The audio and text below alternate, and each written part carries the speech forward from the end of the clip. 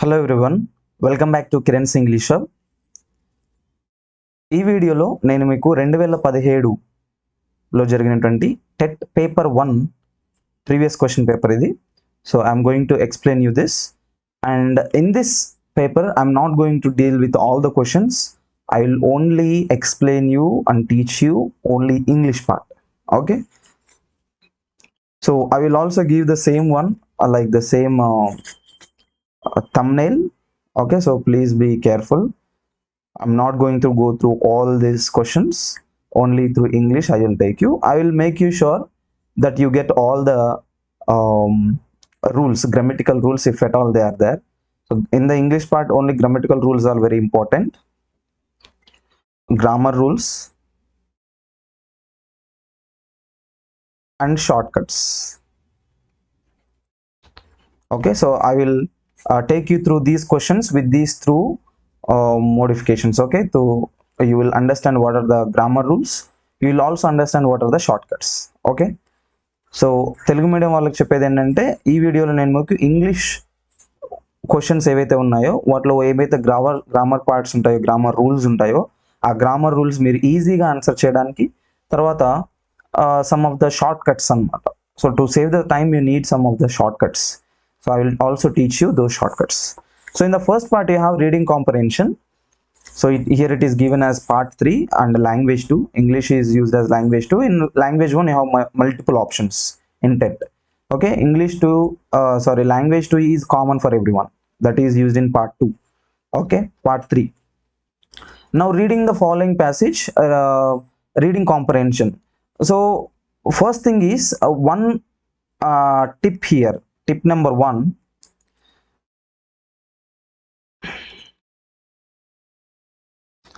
most of the aspirants, they ask me, sir, in reading comprehension we have to save time. So which is the best method? You have two methods. One is read and answer. Okay, this is read the passage. Read the passage and answer the questions, or read the questions first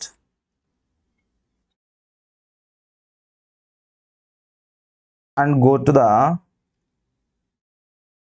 passage. So which is the correct one here? So first you have to read the whole passage, understand the meaning, and then get into the questions here. ముందు paragraph మొత్తం చదివి తర్వాత క్వశ్చన్స్లోకి వెళ్ళాలా, లేదా questions చదివి పారాగ్రాఫ్లోకి వెళ్ళాలా అని అంటే, ఇక్కడ నేను చెప్పేది ఏంటంటే, ఒకవేళ మీరు complete Telugu medium background student, sir మాకు ఏం తెలియదు, దాని మీనింగ్ కూడా రాదు, మేము దాన్ని అర్థం చేసుకోలేము, పెట్టలేము, ఆన్సర్ చేయడానికి కొంచెం ఇబ్బంది అవుతుంది సార్ అని అనుకుంటే, మీకు కూడా ఈ ట్రిక్ పనిచేస్తుంది. ఇక్కడ ఏంటి అని అంటే, ఫస్ట్ వన్ ఇక్కడ చూడండి, Tagore turned cosmopolitician. Okay, cosmopolitan dash అని అన్నారు ఇక్కడ. సో ఇక్కడ వీ హ్యావ్ గాట్ 4 ఆప్షన్స్. ఇక్కడ చూస్తే కాస్మోపాలిటన్ అనే ఒక కీవర్డ్ అనేది ఉంది. What you have to do is search for these keyword in the paragraph. మనం ఈ పారాగ్రాఫ్ మొత్తం చదివి దీన్ని అర్థం చేసుకొని, దీనిలో గ్రామర్ ఉన్నది చూసుకొని, దీని ఇన్ఫర్మేషన్ చూసుకొని మనం చేసేది ఏం లేదండి. And we are not going to write essay answers కాదు మనం రాసేది ఇక్కడ. Only we are going through the objective questions, that's it. So in the objective questions case you should be accurate, that's it. Only accuracy is needed. So what happens is, Tagore turned cosmopolitan dash అంటే because అనే రీజన్తో మనం ఇక్కడ ఏం use చేయాలి, ఎందుకు ఇతను కాస్మోపాలిటన్గా turn అయ్యాడు, change అయ్యాడు అనే క్వశ్చన్ ఇది. సో ఇక్కడ కీవర్డ్ అని అంటారు వీటిని. ఎలాంటి వర్డ్స్ని మనము కీవర్డ్స్ అని అంటాం. కీవర్డ్స్ ఏంటి అని అంటే, ఇవి పారాగ్రాఫ్లో మనకు దొరుకుతాయి అనమాట వెతికితే. సో ఇక్కడ ఒకసారి చూడండి, క్విక్గా మీరు ఈ వర్డ్ని పట్టేసే ఐడియాస్ అని అయితే మీరు నేర్చుకోవాలి. ఆ 1 to వర్డ్ స్పెల్లింగ్ చూసుకొని అట్లా కాదు. సో క్విక్గా చూడాలి. You have to go through the lines very quickly. ఇలా చూస్తే స్పీడ్గా మనకు దొరుకుతుంది. ఇక్కడ ఏం దొరుకుతుంది అంటే కాస్మోపాలిటన్ అని ఉంది. సో కాస్మోపాలిటన్గా టర్న్ అయ్యాడు ఎందుకు, ఇక్కడ చూడండి, Tagore observed all the rich and varied elements of Eastern and Western culture that made him a cosmopolitan అన్నారు. సో ఏంటంటే ఇక్కడ Rabindranath Tagore, he observed, that means he learned, okay, he grasped all the rich and varied elements different elements, different rich elements అనేవి of whom of eastern and western culture that made him a cosmopolitan. అంటే he can live everywhere, the like common citizen అన్నమాట. So ఇతను eastern culture నేర్చుకున్నారు, అలాగే western culture కూడా నేర్చుకున్నారు రవీంద్రనాథ్ ఠాగూర్ గారు. So అందుకనే ఈ హాస్ బికమ్ కాస్మోపాలిటన్ అన్నారు. ఇక్కడ చూడండి, since he was traditional, since he was self educator, ఈ as he observed western and eastern culture for being a poet. So ఇక్కడ మీరు కాంటెక్స్ట్ చూసినట్లయితే ఏది మీకు డైరెక్ట్గా ఇక్కడ ఆన్సర్ చేయగలరు? You have to only go to the third one. See here, he observed western and eastern culture. See here, he observed eastern and western culture that made him cosmopolitan. So ఈ western and eastern culture రెండు కలిసి అతన్ని cosmopolitan గా తయారు చేసే final గా అని చెప్తున్నారు. So third one is your answer, you have got this here. Okay, so this is the short cut. You need not to again go through all these and read everything. Okay, now అలాగే 62 question చూద్దాం. ఇక్కడ చూడండి, Tagore had strong poetic sense besides. అంటే ఠాగూర్కి strong poetic sense ఉందంట. Besides what? Besides అంటే meaning ఒకసారి మీరు గుర్తుపెట్టుకోండి. Difference between beside, besides,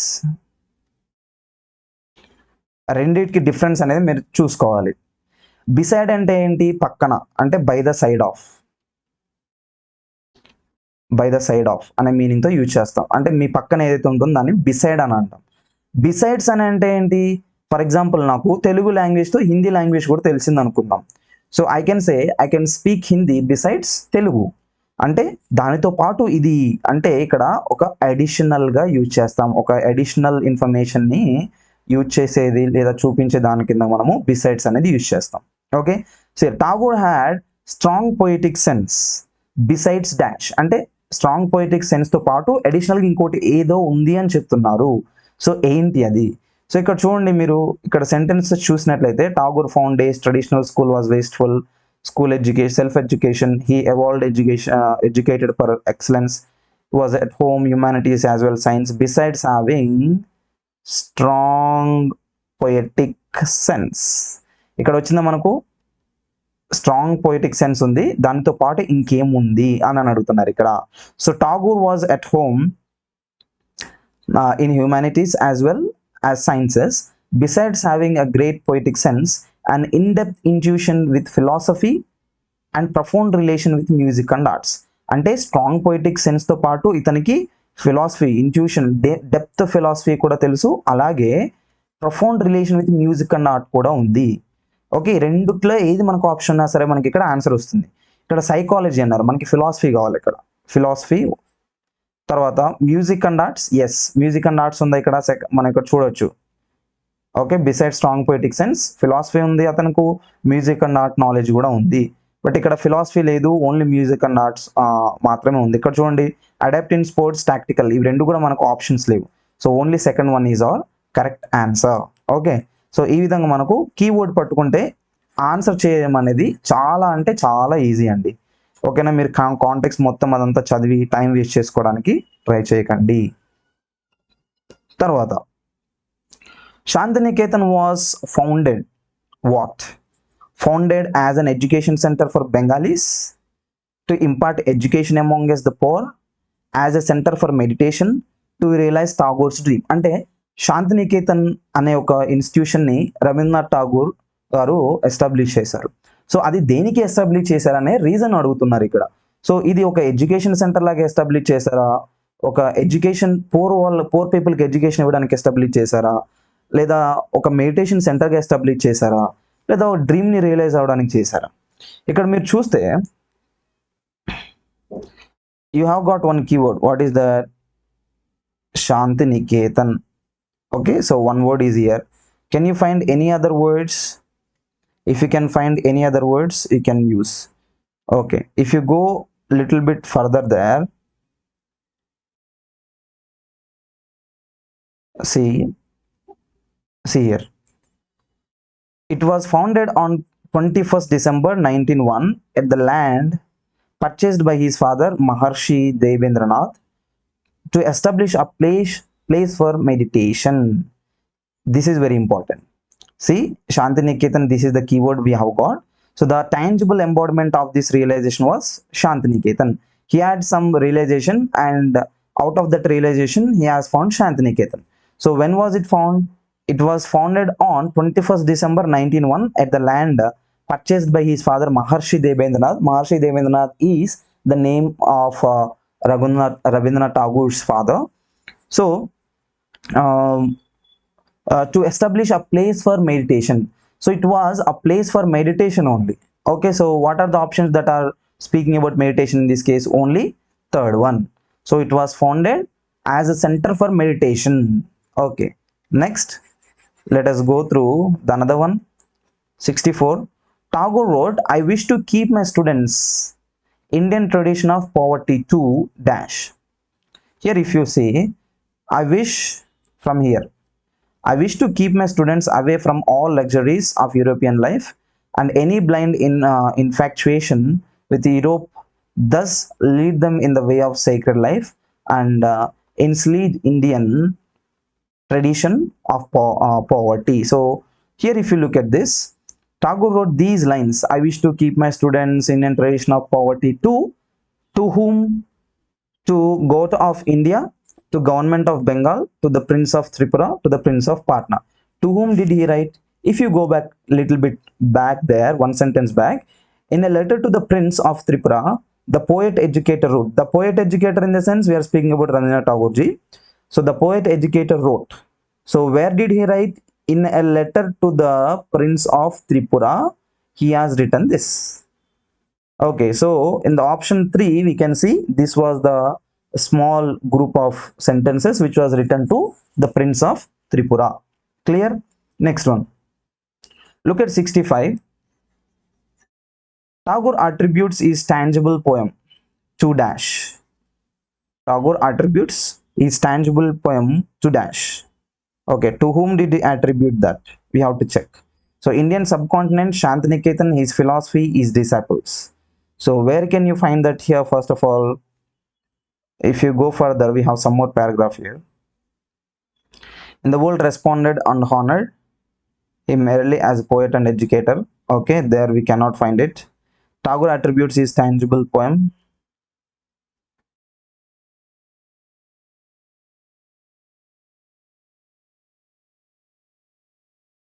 See here, we can find one. What is that? Tangible poem. See here, Tagore described Shantiniketan as his tangible poem. So here Shantiniketan is called as his tangible poem. So here he refers his tangible poem to dash. He refers that to Shantiniketan. Here we can see clearly. So if you get this keyword tangible poem, that is your answer. Okay, so this is how we have to focus more on the keywords, and after focusing on the keywords, you will understand or you will get the complete sentence. Okay students, so this is the reading comprehension set. Next one, coming to the next set, that is called as cloze test. In banking type of examinations, we call this as cloze test. Okay, cloze test is, there will be a paragraph given, so in that you will be asked some of the fillers here. Okay, so for each of the filler you will be given these options, four options like that. So here you have 5 fillers, so in each option you will get four options again, each in each blank here. So look at this here. Hi, I am Renu. So there is a person speaking here saying that I am Renu, and she is speaking all about her family and all. So let us see what she is speaking. Hi, I am Renu. Well, I dash as the 4th child in a family of 7. See, 4th child in a family of 7, in the sense there were totally 7 people. So of them, she is the 4th one. Okay, now look at this. I am Renu. Well, that means she is continuing saying, okay, I dash as the 4th child in a family. Okay, here if you look at the options, I grew on, I grew away, I grew out, I grew up. అంటే ఇక్కడ ఏం చెప్తున్నారంటే ఆమె, నేను 4వ చైల్డ్గా, అంటే మేము 7 మంది సంతానం ఉండి దాంట్లో నేను 4వ చైల్డ్ లాగా నేను పుట్టి మా వాళ్ళల్లో పైకి వచ్చాను, నేను అలా పెరిగాను. ఓకే, 4వ సంతానంగా నేను పెరిగాను అని ఇక్కడ చెప్తున్నారు. పెరిగాను అనే మీనింగ్ వచ్చేది ఏంటి? ఇక్కడ ఫ్రేజల్ వర్బ్స్ ఇచ్చారు. Grew on, grew away, grew out, grew up. Grow up, grew up అనే మీనింగ్ ఏంటి విన్నారా ఎప్పుడన్నా? గ్రో అప్ లేదా గ్రూ అప్ అంటే to survive. One meaning is okay, we grow up in our childhood, I grew up in this way అంటే నేను ఇలా పెరిగాను అని చెప్పడానికి మీనింగ్ మనం యూజ్ చేస్తాం. సో ఇక్కడ ఓన్లీ ఫోర్త్ వన్ ఈ suitable. Well I grew up dash, well I grew up as the fourth child in a family of 7. Okay, ఇక్కడ మనము గ్రూ అప్ అని అంటే ఈ విధంగా పైకి తేబడింది లేదా ఈ విధంగా ఎదిగింది ఈ అమ్మాయి అని చెప్తుంది ఇక్కడ. తర్వాత look at the second one. It was fun, I never dash to look for friends to play with each other to, but we were always great friends. ఇక్కడ ఏం చెప్తుంది ఏమే, ఇట్ వాస్ వెరీ ఫన్, ఎందుకంటే 7 members in a family in the sense not a normal thing. ఆమెకి ఎప్పుడు friends కోసం వాళ్ళ కోసం వీళ్ళ కోసం వెయిట్ చేయాల్సిన అవసరం లేదంట. ఎందుకు 7 మెంబర్స్ ఉంటే అక్కడ ఒక చిన్నపాటి క్రికెట్ టీం అయిపోయింది కదా, అది మీనింగ్. సో ఇక్కడ I never dash to look for friends, so she never had to look, have to look, like to look, has to look. Which one can we use here? Look at the sentence, I never అని అన్నాం. అయితే use చేసే helping verbs ఏంటి ఇక్కడ? ఒకటి I had use చేయొచ్చు, I have use చేయొచ్చు, అంటే గ్రామర్ పరంగా చెప్తున్నాను. ఐ లైక్డ్ కూడా యూజ్ చేయొచ్చు, బట్ ఐ హ్యాజ్ అనేది మనం యూజ్ చేయడానికి కుదరదు. ఐ హ్యాజ్ అనేది సబ్జెక్ట్ వర్బ్ అగ్రిమెంట్లో ఇది రాంగ్ కాంటెక్స్ట్ అనమాట. సో ఫస్ట్ వన్ మనము ఫోర్త్ ఎలిమినేట్ చేయొచ్చు. ఇక్కడ మనకు 3 ఆప్షన్స్ ఉన్నాయి. I had, I have, I like the. She speaking about all the past actions. Okay, so ఇక్కడ హ్యావ్ కూడా మనం ఎలిమినేట్ చేస్తాం, మనం ప్రెసెంట్ పర్ఫెక్ట్ కాదు అది. So I liked or I had, so which of these 2 is correct? I never like to look for friends అంటే నేను ఎప్పుడు ఫ్రెండ్స్ కోసం ఎదురు చూడడానికి ఇష్టపడలేదని చెప్తుందా, నేను ఫ్రెండ్స్ కోసం ఎదురు చూడడానికి అవసరం లేదు అని చెప్తుందా? ఇక్కడ 7 మెంబర్స్ ఉన్నారు కాబట్టి she is telling that I never had to look for my friends. Okay, నేను నా ఫ్రెండ్స్ కోసం వాళ్ళు వస్తారు వీళ్ళు వస్తారు ఆడుకోవడానికి అని వెయిట్ చేయాల్సిన అవసరం లేదు. దాని అర్థం మనకి ఇక్కడ ఫస్ట్ దాంతో వస్తుంది. I never had to look for my friends in the sense I didn't needed that type of thing అని చెప్పేసి యూజ్ చేయొచ్చు. తర్వాత 68 చూడండి.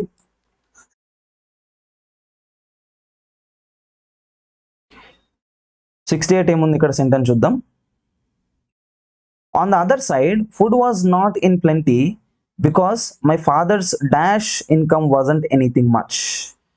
అంటే ఇక్కడ ఇంకొక ఇన్ఫర్మేషన్ చూసినట్లయితే food was not in plenty అంటే ఫుడ్ అనేది అంత ఎక్కువ లేకుండా ఉండేది. ఎందుకనంటే it was only my father's income wasn't much anything అంటే మా నాన్నకు వచ్చే ఇన్కమ్ ఏదైతే ఉందో అది అంత సఫిషియంట్ కాదు అని చెప్తున్నారు ఇక్కడ. సో మై ఫాదర్స్ అని ఉంది ఇక్కడ. అపాస్ట్రఫీ ఆఫ్ ఎస్ ఎప్పుడు కూడా గుర్తుపెట్టుకోండి, అపాస్ట్రఫీ ఆఫ్ ఎస్ వచ్చిందంటే దాని పక్కన ఒక నౌన్ వస్తుంది. This is the combination, this is one rule, this is one short cut. Okay, so my father's dash అన్నారు ఇక్కడ. So my father's grand, my father's sole, my father's joint, my father's huge. ఇక్కడ చూస్తే ఈ blank తర్వాత ఇక్కడ ఏమన్నా noun ఉందా అంటే ఇన్కమ్ అని ఉంది. మై ఫాదర్స్ ఇన్కమ్ అని యూజ్ చేయొచ్చు డైరెక్ట్గా, అవునా? ఇన్కమ్ అనేది నౌన్. మనకి ఇక్కడ రూల్ ఏంటి? Father's income apostrophe of S plus noun రావాలి.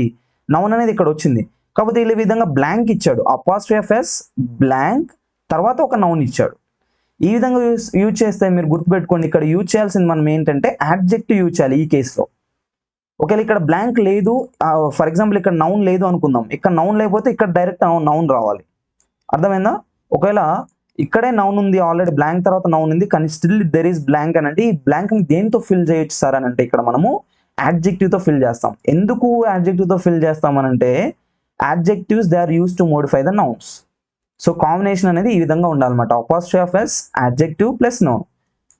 ఇంకొక రూల్ కూడా మీకు ఇప్పుడు చెప్పింది ఏంటి, అపాస్ట్రఫీ ఆఫ్ ఎస్ తర్వాత నౌన్ కూడా డైరెక్ట్ యూజ్ చేయొచ్చు లేదా యాడ్జెక్టివ్ ప్లస్ నౌన్ కూడా యూజ్ చేయొచ్చు. ఇక్కడ నౌన్ ఆల్రెడీ ఉంది కాబట్టి మనకు ఇక్కడ యాడ్జెక్టివ్ రావాలి.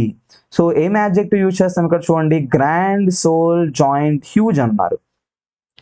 హ్యూజ్ ఇన్కమ్ ఉంటే ప్రాబ్లం ఉంటుందా? లేదు. జాయింట్ ఇన్కమ్ కూడా కాదు, అతను ఒక్కడే అని చెప్తున్నారు. గ్రాండ్ ఇన్కమ్ కూడా కాదు. Sole income in the sense only income, my father's only income అంటే అతను ఒక్కళ్ళే ఎర్న్ చేస్తారు అని చెప్తున్నారు. So that is the correct option. Second one is the correct one. Next one, look at 69.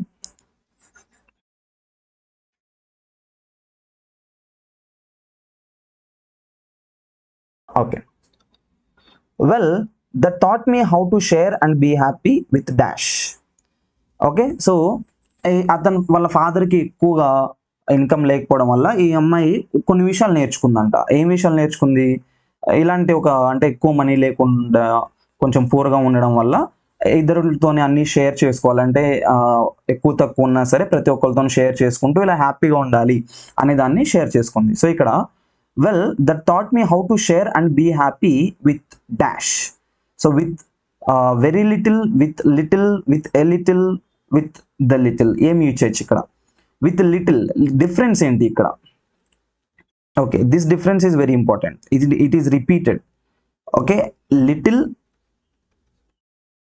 A little, the little. ఈ మూడింటికి difference ఏంటి? కామన్గా వచ్చేది ప్లస్ అందరూ కామన్గా కన్ఫ్యూజ్ అయ్యేది. ఇది ఒక ఇంపార్టెంట్ రూల్ అండి. వీటికి డిఫరెన్స్ ఏంటి అంటే లిటిల్ అని అంటే నథింగ్ అని. లిటిల్ అని అంటే nothing. I have little money with me అని అంటే నా దగ్గర మనీ లేదురా బాబు అని చెప్తున్నారు. ఎవరైనా మీ దగ్గర మళ్ళీ వచ్చి డబ్బులు అడిగినప్పుడు you can say I have little money with me అని అంటే నా దగ్గర డబ్బులు లేవు అనే అర్థంతో వస్తుంది అది. తర్వాత ఏ లిటిల్ అని అంటే సమ్, కొంచెం ఉంది. I have a little money అని యూజ్ చేయొచ్చు.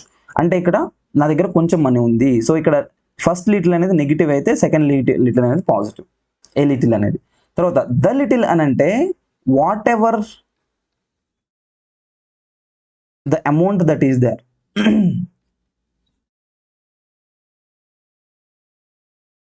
అంటే ఏదైతే అమౌంట్ ఉందో దాన్ని గురించి మాట్లాడడానికి, ఏదైతే ఉందో పర్టికులర్ అమౌంట్ అదే అమౌంట్ గురించి మాట్లాడడానికి మనము ద లిటిల్ అని యూజ్ చేస్తాం.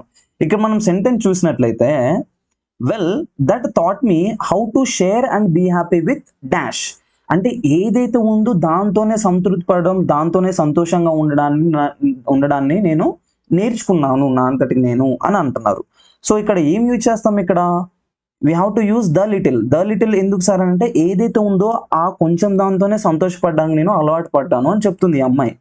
సో ఆబ్వియస్లీ ఏదైతే ఉందో అని యూజ్ చేయడానికి, అంటే ఆ కొంచెం ఏదైతే ఉందో అని పర్టికులర్ చూపించి యూజ్ చేయడానికి మనం యూజ్ చేసేది ఏంటి అని అంటే ద లిటిల్. ఓకేనా? సో ఇక్కడ the little we have to use. తర్వాత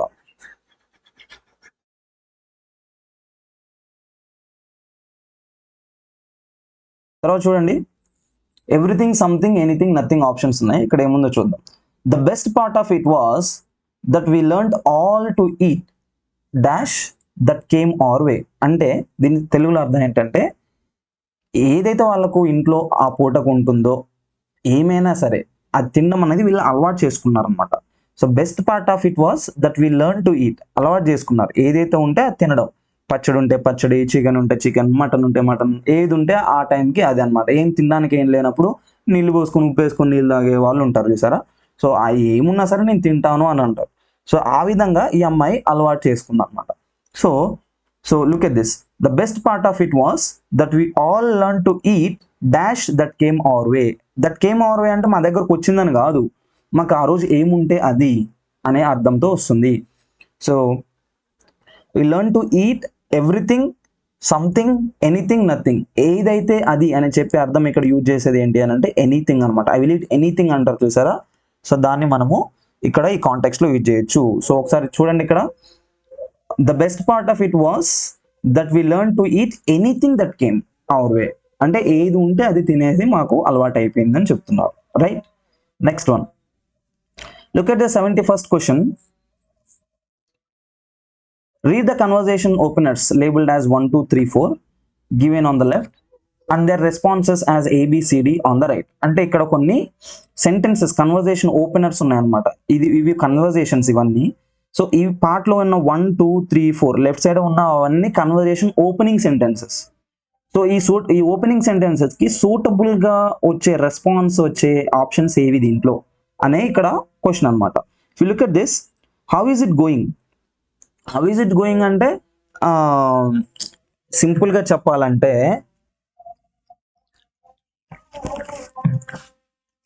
మీకు ఫాగ్ యాడ్ గుర్తుందా? ఫాగ్ యాడ్ తెలుగు మీడియం వాళ్ళకి ఇది ఎక్స్ప్లెనేషన్కి, ఇంగ్లీష్ మీడియం వాళ్ళకి ఆబ్వియస్లీ మీకు తెలుస్తుంది. ఫాగ్ యాడ్ గుర్తుందా? ఫాగ్ యాడ్లో క్యా చల్ రా అని అంటే ఫాగ్ చల్ రా అని అంటారు. Basically how is it going అని అంటే ఏంటి, ఎలా ఉంది విశేషాలు, ఎంత ఎలా నడుస్తుంది అనే సందర్భంలో యూజ్ చేస్తాం. Okay, so what is the answer that you can use here? How is it going అంటే సేమ్ హియర్ అంటే ఇక్కడ కూడా అలాగే ఉందంటమ్మా. గ్రేట్, చాలా మంచిగా ఉంది అని అంటమ్మా. బాయ్ ఫర్ నౌ, అలా ఎవరైనా అడిగితే బాయ్ ఫర్ నౌ అంటే వాడు వచ్చి మనల్ని కొట్టేస్తాడు, అలా అనము. ఎస్ ఇట్ ఈస్ అని అంటాం. ఏం యూజ్ చేస్తాం ఇక్కడ? కరెక్ట్ కాంబినేషన్ వచ్చేసి మనకు హౌ ఈజ్ ఇట్ గోయింగ్ అంటే we can use great, that means everything is fine అనే కాంటెక్స్ట్ లో యూజ్ చేస్తాం. సో ఫస్ట్ మనకు రీఅరేంజ్మెంట్లో ఏమొస్తుంది? బి వస్తుంది. తర్వాత lovely weather or the weather is lovely అని అంటాం. ఓకే, సో దీనికి ఏ కాంటెక్స్ట్ యూజ్ చేస్తాం? సేమ్ హియర్ అని అంటామా? Bye for now, yes it is. The weather is lovely అని అంటే yes the weather is of course lovely అనే మీనింగ్ మనకు డీతోనే వస్తుంది. తర్వాత I will be in touch. I will be in touch అంటే immediately I will be in touch. ఇప్పటి వరకు అయితే చాలరా బాబు, మళ్ళీ మనం టచ్లో వద్దాము, టచ్లో ఉందాము అని అంటే ఇక్కడ సికి మనం కాంటెక్స్ట్ యూజ్ చేయొచ్చు. తర్వాత it has been very interesting talking to you అంటే ఒక మనిషితోని కొద్దిసేపు మాట్లాడిన తర్వాత you can use this one. Okay, you can simply say it was very nice talking to you అని చెప్పిన ఎవరైనా మీకు ఈ సెంటెన్స్ చెప్తే you should also tell the same. Same here అని అంటే ఏంటి? నాకు కూడా చాలా సంతోషంగా ఉంది నీతో మాట్లాడడానికి అని చెప్పడానికి యూజ్ చేస్తాం. సో కరెక్ట్ రీఅరేంజ్మెంట్ వచ్చేసి మనకు బీడీసీఏ. ఎక్కడ ఉంది చూడండి బీడీసీఏ, ఇక్కడ ఆప్షన్స్లో బీసీ ఉంది, BDCA that is the second. Next, the underlined part in the one word is pronounced in the same way as the letter S in measure. Find it out. ఇక్కడ ఒక word ఉంది measure అని, దీంట్లో yes ఏ విధంగా అయితే pronounce అయిందో ఆ విధంగానే ఇక్కడ ఈ 4 వర్డ్స్ ఏవైతే ఇచ్చారో వాటిలో కూడా same pronunciation you should get. Okay, just like S is used in this word, you should also get the same sound of the S in these 4 words. Any one will get that. Okay, so what is the sound of S here? J. Measure. Okay, pleasure. This type of sound. J, J, J. So accent, is that the pronunciation? No. Dosing? No. Garage? No. Passion? Maybe. Okay, see here. Measure, passion. J, sh. Okay, have you got the same type of rhyming? Measure, passion. Okay, both of these SS pronunciations are same in the fourth one. So fourth one is your answer. So you cannot directly get the answer just like grammar in this case. Even if you are in the examination, you have to just open your mouth and try to pronounce it. Then only you can understand. Next one.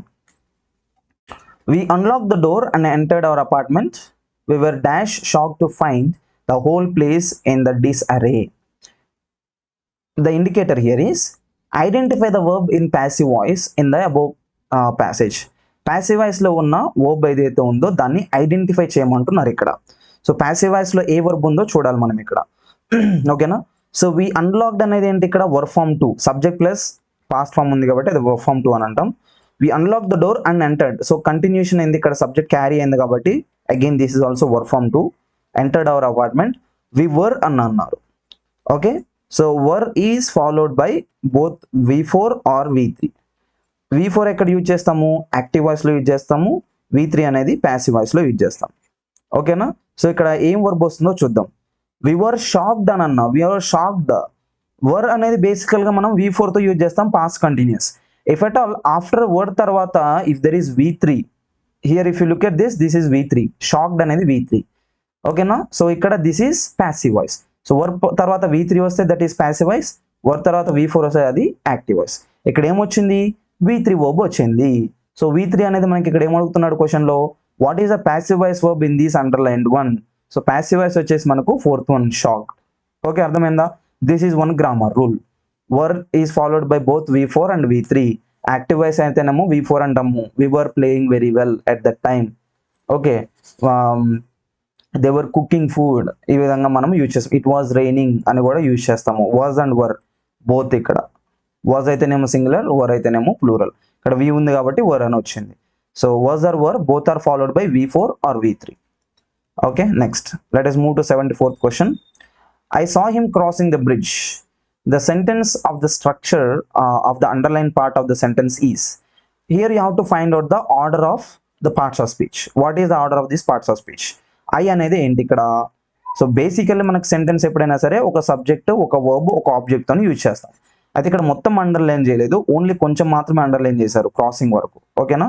So ఇక్కడ parts of speech అనేది మనం కనుక్కోవాలి. First I అనేది of course subject అండి. Because that is delivering the action. Saw అనేది ఏంటి, verb. Okay, him అనేది ఏంటి, what type of word is this, this is a pronoun. Him అనేది pronoun. What type of pronoun, ఇంకా మీరు టైప్స్లోకి వెళ్తే that is called as objective pronoun. ఓకేనా. సో ఈ కాంబినేషన్ ఎక్కడ ఉందో చూడండి. సబ్జెక్ట్ వర్బ్ ప్రొనౌన్ కాంబినేషన్ ఎక్కడ ఉంది, సబ్జెక్ట్ ఉంది అన్ని ఆప్షన్స్లో వర్బ్ ఉంది సెకండ్ ప్లేస్లో. తర్వాత ప్రొనౌన్ అనేది ఓన్లీ 2 ప్లేసెస్లో ఉంది. సో మనకు ఈ 2 ఆప్షన్సే తీసుకోవాలి మనం ఇక్కడ. ఈ 2లో మళ్ళీ ఫైనల్ది మనం ఐడెంటిఫై చేయాలి. So I saw him crossing the bridge అని అన్నారు. So I saw him crossing the bridge అనేది ఇక్కడ ఇది ఏమవుతుంది, ప్రజెంట్ పార్టిసిపులా లేదా ఇన్ఫినిటివా? సో కరెక్ట్ ఆన్సర్ ఏంటి అనేది మనం ఇక్కడ గెస్ చేయాలి. సో ప్రజెంట్ పార్టిసిపుల్ అంటే ఏంటి, ఇన్ఫినిటివ్ అని అంటే ఏంటి? ఇన్ఫినిటివ్ అని అంటే ఏంటి, ఇక్కడ ఇన్ఫినిటివ్స్ అనేవి మనము 2+v1తో యూజ్ చేస్తాం. మీరు కొంచెం బ్యాక్ వెళ్ళినట్లయితే ఇక్కడ మీకు ఒక ఇన్ఫినిటివ్ మీకు చూపిస్తాను. ఏంటి ఆ ఇన్ఫినిటివ్ అని అంటే, ఇక్కడ చూడండి, లెట్ మీ ఎరేజ్ దిస్.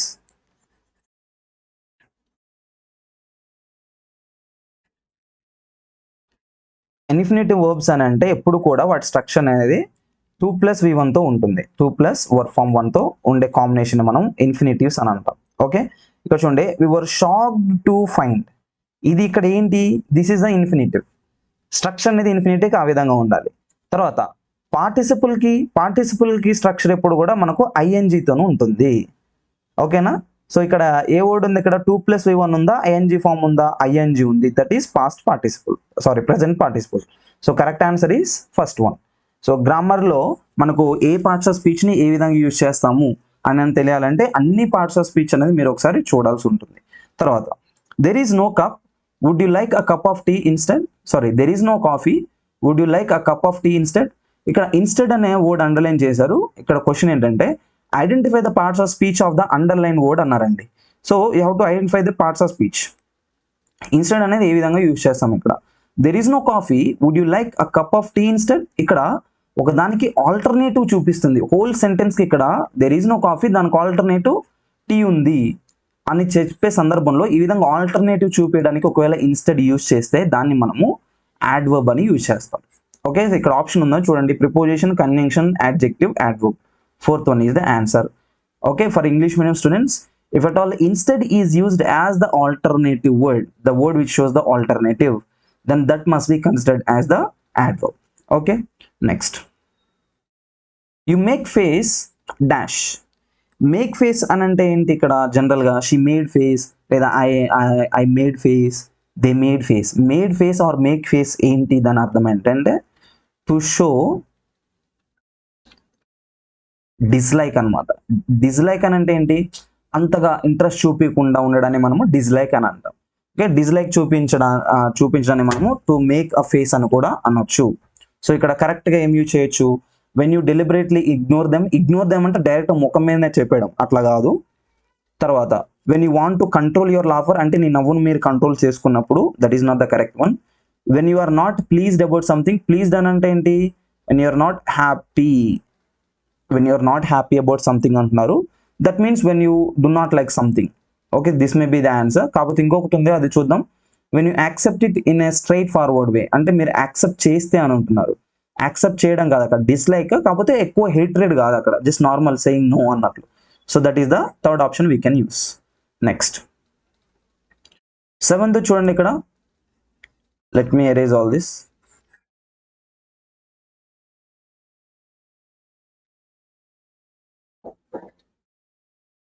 ఈ రూల్స్ ఏవైతే చెప్తున్నానో ఆ రూల్స్ ఒకసారి రాసుకోండి, మీరు ఎక్కడ నోట్ చేసుకుంటే that will be useful. Those who have not learn English use terms. Those who have learned English అంటే ఇంగ్లీష్ నేర్చుకున్న వాళ్ళు ఎవరైతే ఉన్నారో, దే యూస్ టర్మ్స్ లైక్ అంటే వాళ్ళు కొన్ని టర్మ్స్ యూజ్ చేస్తారంట. ఎలాంటి టర్మ్స్, థ్యాంక్ యూ లేదా సారీ, మోర్ ఆఫెన్ అంటే మళ్ళీ మళ్ళీ యూజ్ చేస్తూ ఉంటారు, దెన్ అదర్స్ వేరే వాళ్ళకంటే వీళ్ళు ఇంగ్లీష్ నేర్చుకున్న వాళ్ళు మళ్ళీ యూజ్ చేస్తూ ఉంటారు. Okay, who have not learned English. Okay, English నేర్చుకోని వాళ్ళకంటే నేర్చుకున్న వాళ్ళు ఈ వర్డ్స్ని ఎక్కువ యూజ్ చేస్తారనమాట, థ్యాంక్ యూ, సారీ అనేవి. It means that. సో ఇలాంటి ఒక యూసేజ్ని ఏమంటాము. Okay, look at the first one, arbitrary. Arbitrary అంటే ఏంటి, లిబరల్ అనమాట. అంటే లిబరల్ ఫ్రీగా ఉంది కాబట్టి లేదా క్యాజువల్గా కాబట్టి యూజ్ చేసాము అనే సందర్భంలో చెప్తామా, లేదా లాంగ్వేజ్ ఎగ్జిబిట్స్ రెడెండెన్సీ అంటే యూజ్లెస్ అనమాట, అలా చెప్పం మనం ఇక్కడ. సెకండ్ వన్ మీకు ఎలిమినేట్. లాంగ్వేజ్ ఈజ్ క్రియేటివ్ కాబట్టి యూజ్ చేస్తారా, కాదు. లాంగ్వేజ్ ట్రాన్స్మిట్స్ కల్చర్ అంటే ఆ కల్చర్ని బేస్ అయి ఉంటుంది, అంటే వాళ్ళు ఇంగ్లీష్ నేర్చుకున్న వాళ్ళ కల్చర్ డిఫరెంట్గా ఉంటుంది కాబట్టి వాళ్ళు జనరల్గా అట్లా యూజ్ చేయడం అని అలవాటు అయిపోయి ఉంటుందా. ఎట్లా యూజ్ చేస్తాము అని అంటే లాంగ్వేజ్ ట్రాన్స్మిట్స్ కల్చర్ అనమాట. Okay, it changes the people culture. So once they start to use English language, the culture of them changes. Okay, the language that they use changes. That's why more often they use thank you, sorry, all this. Next one, using gestures, expressions and actions is one of the techniques used to teach dash. ఏంటంట, gestures ఒకటి, expressions ఒకటి and actions ఒకటి, ఇవి మూడు కలిపి use చేయడానికి ఏ టీచింగ్లో మనం use చేస్తాం. గ్రామర్ టీచ్ చేయడానిక, స్పెల్లింగ్ టీచ్ చేయడానికి అసలే కాదు, వొకాబులరీ టీచ్ చేయడానికి కూడా యూజ్ చేయము, ప్రొనౌన్సియేషన్లో యూజ్ చేస్తామండి. ప్రొనౌన్సియేషన్లో జెస్చర్స్ ఎలా జెస్చర్స్ యూజ్ చేస్తాము, when you go to summon or when you get angry how should be your pronunciation, అది యూజ్ చేస్తాము. ఎక్స్ప్రెషన్స్ ఎలా ఇవ్వాలి అని యూజ్ చేస్తాము, యాక్షన్స్ ఏంటి అని కూడా యూజ్ చేస్తాం. So only fourth one is the correct one. So gestures, expressions and actions మూడు కలిపి యూజ్ చేసేవి ఎక్కడ అంటే మనము ప్రొనౌన్సియేషన్ టెక్నిక్స్ లేదా ప్రొనౌన్సియేషన్ టీచింగ్లో యూజ్ చేయొచ్చు. తర్వాత capital letters are not used అన్నారు. అయితే చాలా మంది చేసే తప్పు ఏంటంటే క్వశ్చన్ పూర్తిగా చదవకుండా ఒకటి లేదా 2 మార్క్స్తో మిస్ అయిపోయి ఉంటుంది వాళ్ళు క్వాలిఫైయింగ్ టెట్లో. ఓకేనా, సో వాళ్ళు చేసే చిన్న తప్పులు ఏంటంటే ఇవి చూసుకోరు సరిగా. క్యాపిటల్ లెటర్స్ అనేవి ఎక్కడ యూజ్ చేయరు అని అడుగుతున్నారు. See here, to begin each fresh line of the poetry అంటే పోయం రాసినప్పుడు మీకు వర్సెస్ ఉంటాయి కదా, లైన్స్ ఉంటాయి కదా, ఆ లైన్స్ ప్రతి లైన్ ఒకసారి మీరు అబ్జర్వ్ చేస్తే ప్రతి లైన్ అనేది మనకు అక్కడ క్యాపిటల్ లెటర్తో స్టార్ట్ ఉంది, అది రూల్. ఓకే, బట్ ఇక్కడ ఏముంది, where we do not use అన్నారు, but we use it here. Okay, మనం ఇది చెప్పలేము, ఇది కరెక్టే. ఓకేనా, so according to the question ఇది మనకు రాంగ్ అనమాట, ఎక్కడ యూజ్ చేయకూడదు అని అడుగుతున్నారు. To begin a sentence, no, to begin a sentence we use this one capital. To begin all adjectives which describe God, all adjectives describe God use చేయడానికి కూడా మనం అట్లా యూజ్ చేయకూడదు. To right sorry not this is the correct one. To write the pronoun I and interjection O. Okay, so pronoun I ఎక్కడ వచ్చినా కూడా లేదా interjection ఓ ఎక్కడ స్టార్ట్ అయినా కూడా మనకు ఆ వర్డ్ కానీ ఆ సెంటెన్స్ కానీ మనకు అక్కడ క్యాపిటల్తో యూజ్ చేస్తాము. సో ఎక్కడ యూజ్ చేయమనంటే describe all adjectives which describe God. So adjectives ఎక్కడ యూజ్ చేసినా సరే మనం అక్కడ నాట్ యూజ్ చేయకూడదు, లేదా నాట్ యూజ్ చేస్తాము అని యూజ్ చేస్తున్నారు ఇక్కడ. యాక్చువల్లీ యాడ్జెక్టివ్స్ ఎక్కడో ఒకవేళ సెంటెన్స్ బిగినింగ్లో వచ్చాయనుకోండి, ఫర్ ఎగ్జాంపుల్ బ్యూటిఫుల్ ఫ్లవర్ అన్నాం అనుకోండి, అక్కడ బి యూజ్ చేయొచ్చు. కాబట్టి this is a beautiful flower అన్నాం, ఇక్కడ బి యూజ్ చేయొచ్చా, యూజ్ చేయకూడదు, this is in the middle. Adjective కదా సార్ అని అంటే ఆ రూల్ లేదనమాట మనకు గ్రామర్లో. సో ఎక్కడ యూజ్ చేయకూడదు క్యాపిటల్స్ అని అంటే ఈ టు బిగిన్ ఆల్ యాడ్జెక్టివ్స్ ఇక్కడ మనము యూజ్ చేయకూడదు. So third one is the correct answer for us. Okay, next one. One among the following is not suffix of adjectives. Identify it. అంటే ఇక్కడ కొన్ని సఫిక్సెస్కి యాడ్జెక్టివ్స్ ఇచ్చాడు. ఓకేనా, సో వాటిలలో ఒకటి అయితే సఫిక్స్కి యాడ్జెక్టివ్కి సఫిక్స్ కాదు, అది ఏంటో చూద్దాం. Full, beautiful. Next one, less, colourless,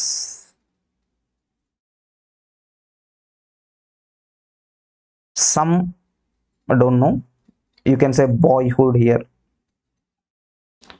Some ఏ విధంగా యూజ్ చేస్తాం ఇక్కడ, some is little bit doubtful.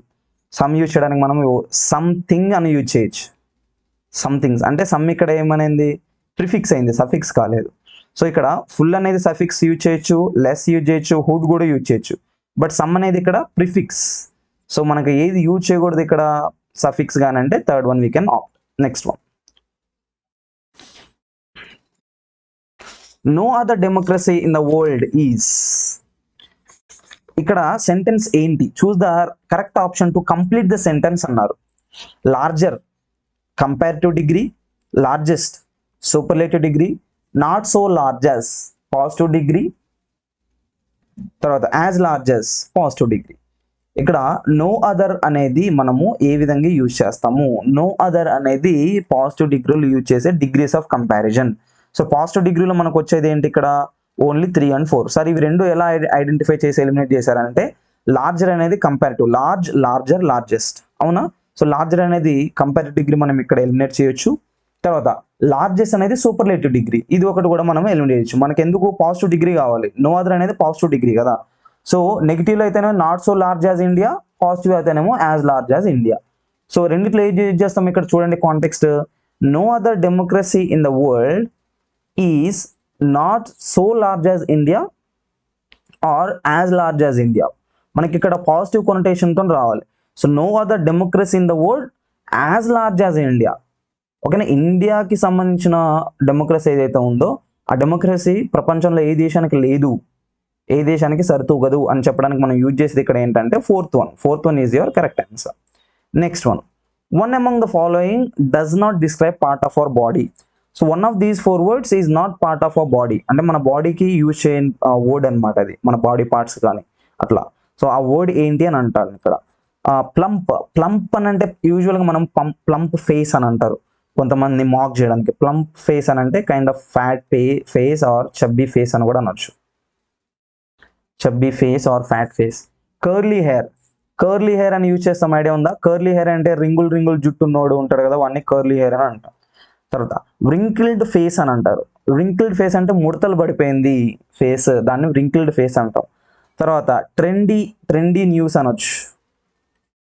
ఇక్కడ ఇది బాడీ గురించే, ఇది బాడీ గురించే యూజ్ చేయింది. బాడీ గురించి ఏంటి అని అంటే only trendy, it is not related to body. So that is our answer. ఏదైతే బాడీకి రిలేట్ కాదు అని అన్నారు, నాట్ అని అన్నారు. తర్వాత the exchanges of a conversation between 2 people are given below in a jumbled order.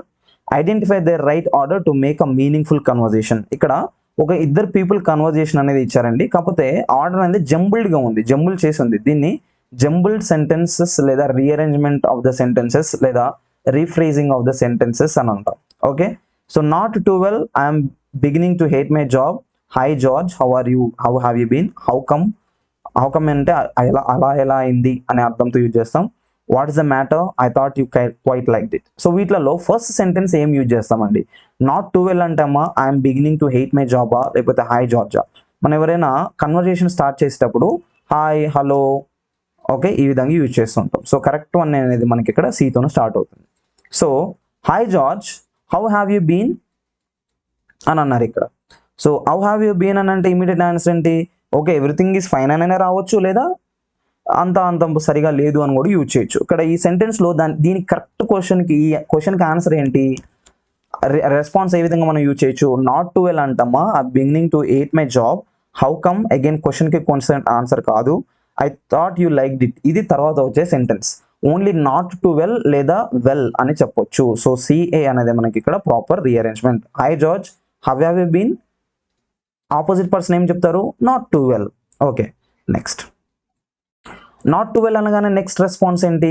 How come, what is the matter అంటే ఎందుకు బాగాలేదు, ఏమైంది, ఏమైనా జరిగిందా అనే సందర్భంలో యూజ్ చేస్తాం ఇది. సో డి అనేది మనకి ఇక్కడ యూజ్ చేయొచ్చు. తర్వాత డీకి రెస్పాన్స్ ఏంటి? I'm beginning to hate my job, ఎందుకు ఏమైంది అని అడిగినప్పుడు I'm beginning to hate my job. Okay, తర్వాత I thought you quite like it, మళ్ళీ పర్సన్ ఏ చెప్తున్నారు, ఏమంటున్నారు? అయ్యో అదేంటి అలా ఉంటున్నావు, నీకు ఆ జాబ్ ఇష్టమేమో అనుకుంటున్నా అని చెప్తున్నారు. So CADBE is the correct rearrangement. So CADBE ఏంటి? That is the first one. తర్వాత identify the correct question for the reply. No, they have to finance their own studies.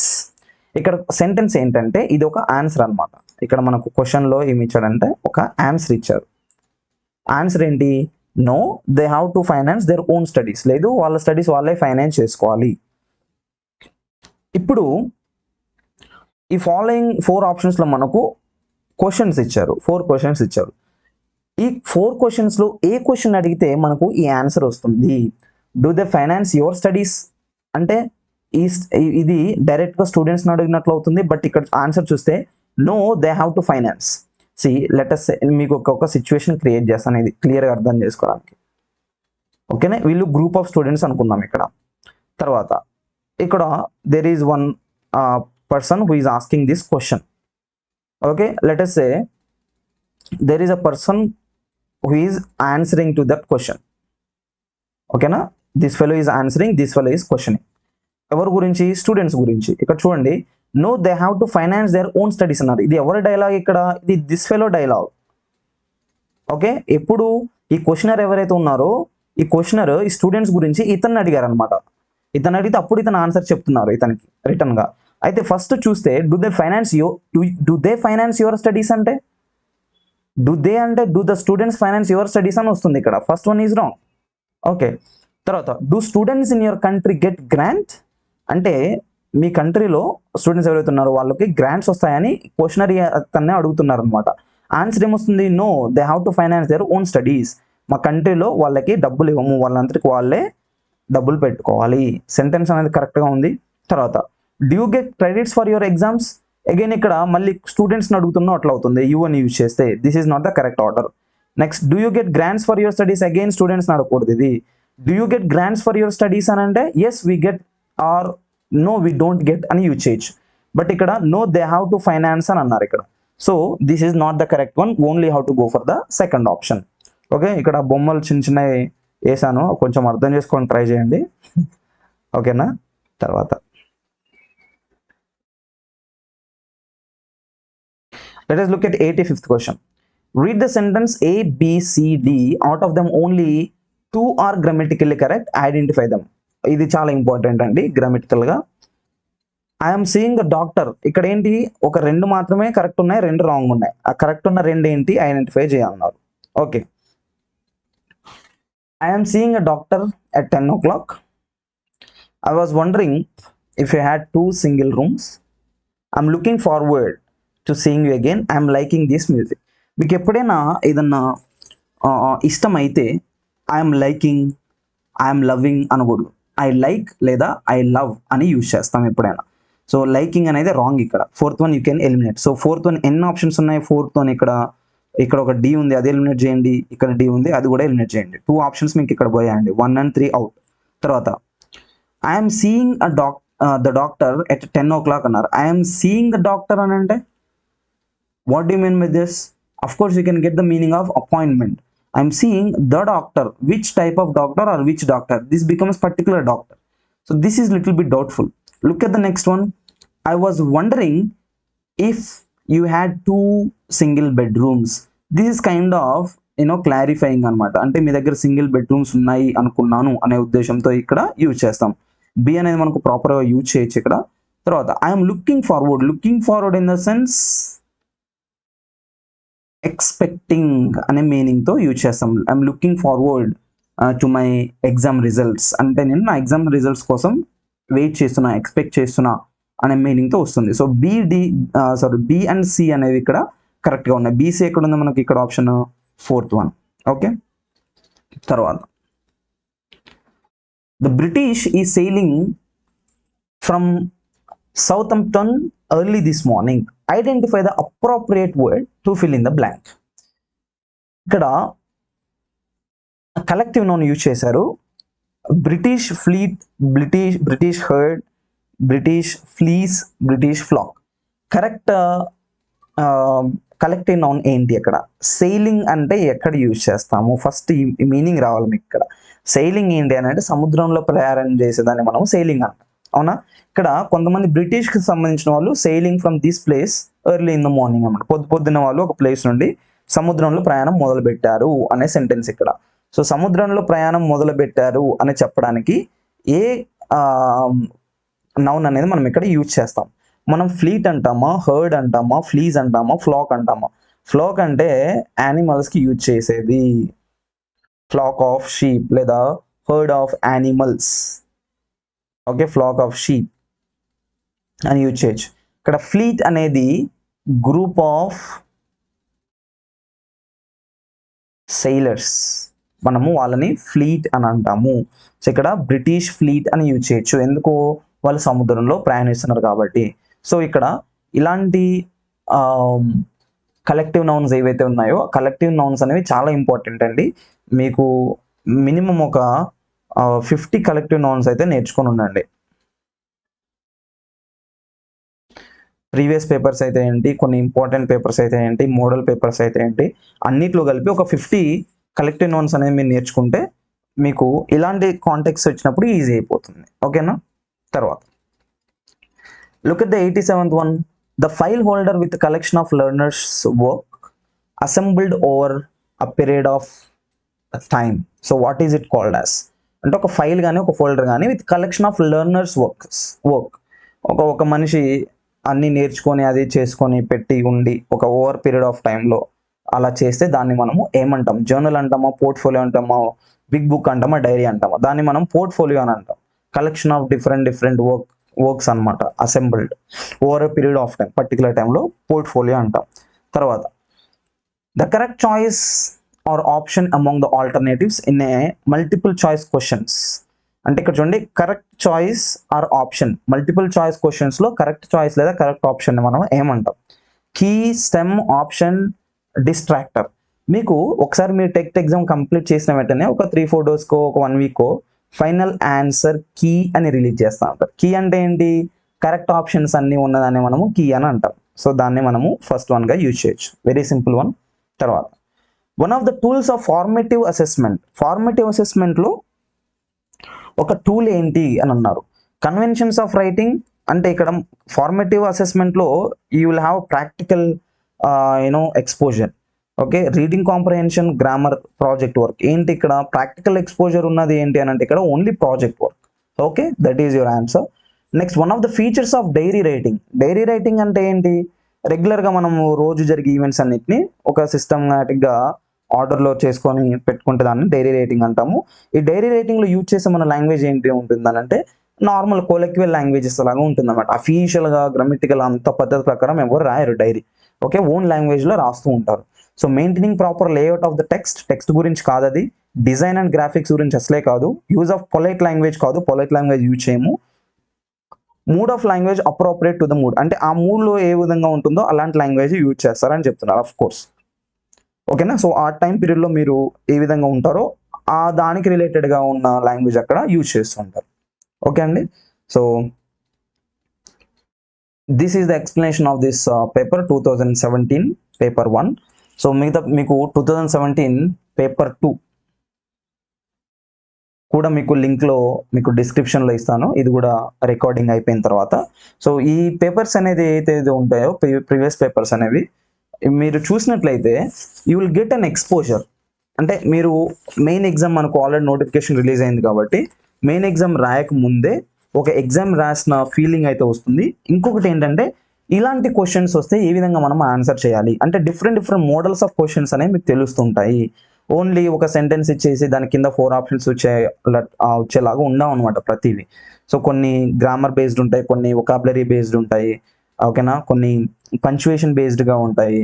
So different questions ఉంటాయి కాబట్టి ఆ ఏమేమి questions అడుగుతున్నారు అనేది మనకు అర్థమయ్యేది ఓన్లీ ఇలాంటి మోడల్ పేపర్స్ లేదా ప్రీవియస్ పేపర్స్ చూసినప్పుడే. సో టోటల్గా 2017 పేపర్ 1, ఈ పేపర్ 2 నేను రికార్డ్ చేస్తాను.